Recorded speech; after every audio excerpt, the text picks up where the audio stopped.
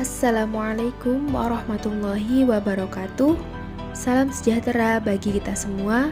Pada kesempatan kali ini, saya akan menjelaskan mengenai kodikologi dan tekstologi. Di sini saya akan memaparkan satu persatu mengenai kedua poin penting ini untuk melihat suatu manuskrip atau naskah kuno.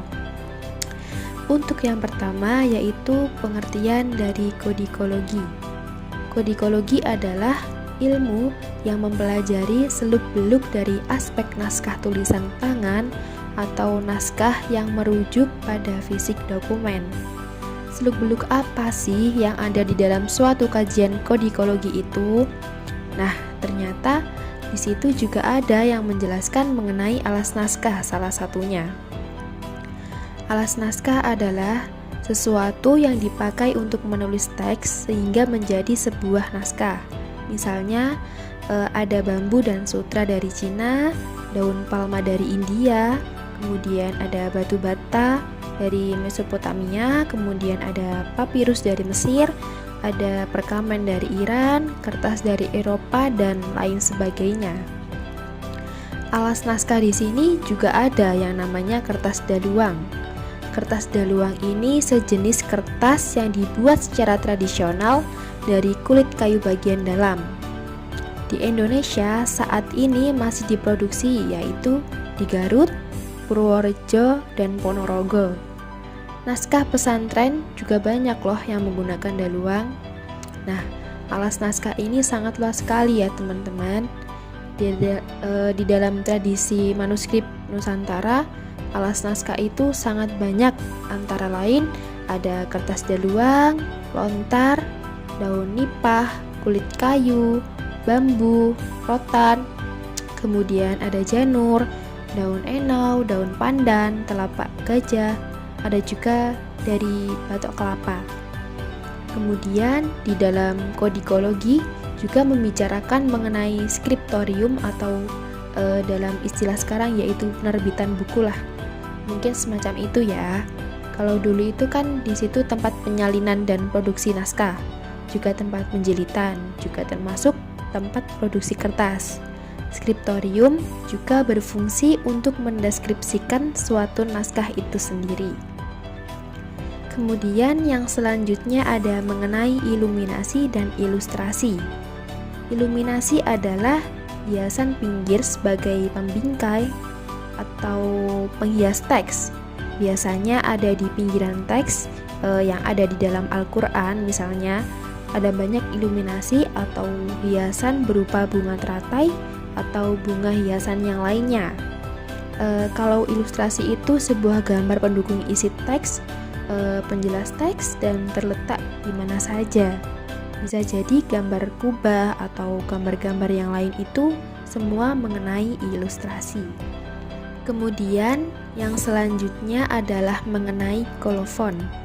Kolofon ini membicarakan mengenai identitas suatu naskah. Kolofon itu juga menjelaskan mengenai tentang penyalin. Penyalin itu siapa, kemudian disalin di mana, disalin pada hari apa atau tanggal berapa. Kolofon bisa diletakkan biasanya di awal atau di akhir teks.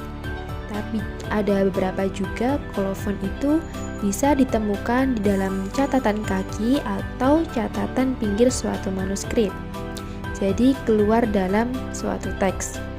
Cuman beberapa manuskrip juga sering tidak terdapat kolofon, terutama manuskrip-manuskrip yang anonim.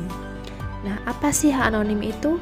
Anonim itu tidak ada nama penulisnya atau penyalinnya siapa, cuman biasanya ada nama kitabnya, ada nama judul dalam suatu teks, dan selesai disalin tahun berapa. Seperti itu ya teman-teman. Yang selanjutnya adalah mengenai sejarah naskah. Sejarah naskah ini berarti naskah itu disalin sebenarnya fungsinya untuk apa sih pada masa itu, atau mungkin untuk jimat, atau mungkin untuk tetembangan, atau untuk macopatan dan sebagainya. Jadi fungsi naskah itu sangat beragam pada masa itu, atau mungkin untuk pembelajaran di pesantren pada masa itu. Karena Harga kertas pada tahun 200 atau 300 kan sangat mahal, sehingga keberadaan suatu manuskrip itu dianggap suatu yang luar biasa ya pada masa itu, dan tidak semua orang bisa menyalin suatu manuskrip atau memproduksinya, sehingga identitas suatu manuskrip itu menjadi sangat penting untuk menjadi suatu kajian. Kemudian berikutnya adalah mengenai tekstologi. Apa sih tekstologi itu? Tekstologi adalah ilmu yang mempelajari seluk-beluk teks. Kalau kodikologi tadi kan membicarakan mengenai naskah, mengenai fisik naskah itu sendiri. Kalau tekstologi adalah isinya atau teksnya. Nah, di dalam tekstologi di sini banyak menjelaskan mengenai sejarah teks, analisis kandungan teks. Cuman ada beberapa prinsip dari suatu tekstologi ini, yaitu setelah kita melakukan proses filologis atau suntingan teks, maka langkah yang bisa kita lakukan adalah proses tekstologi atau mempelajari tentang teksnya. Nah, mempelajari teks ini bisa jadi kita melakukan sebuah kajian dengan teori antropologi, bisa juga dengan teori linguistik atau menggunakan teori-teori sosial, atau bisa jadi ini menjadi suatu bukti sejarah pada masa itu, sehingga manuskrip ini sebagai sumber pendukung untuk menjalankan suatu keberadaan benda pada masa itu. Nah, kalau membicarakan mengenai tekstologi ini, bisa jadi kita melakukan kajian teks melalui dari sisi Rawsem. Nah, ternyata di situ banyak ditemukan Rawsem Utsmani, Rawsem Imla'i, dan sebagainya. Hal ini dapat disimpulkan yang pertama, bahwa untuk mempelajari suatu filologi, maka proses yang pertama adalah mempelajari proses mengenai filologi itu sendiri. Nah, jadi filologi adalah membenarkan dari suatu kesalahan-kesalahan yang dilakukan oleh penyalin. Dan kesalahan ini bisa jadi disengaja atau tidak disengaja, sehingga tugas para filolog adalah membenarkan, memperbaiki, dan menjelaskan apapun yang ada di dalam suatu manuskrip tersebut. Kemudian yang kedua mengenai kodikologi.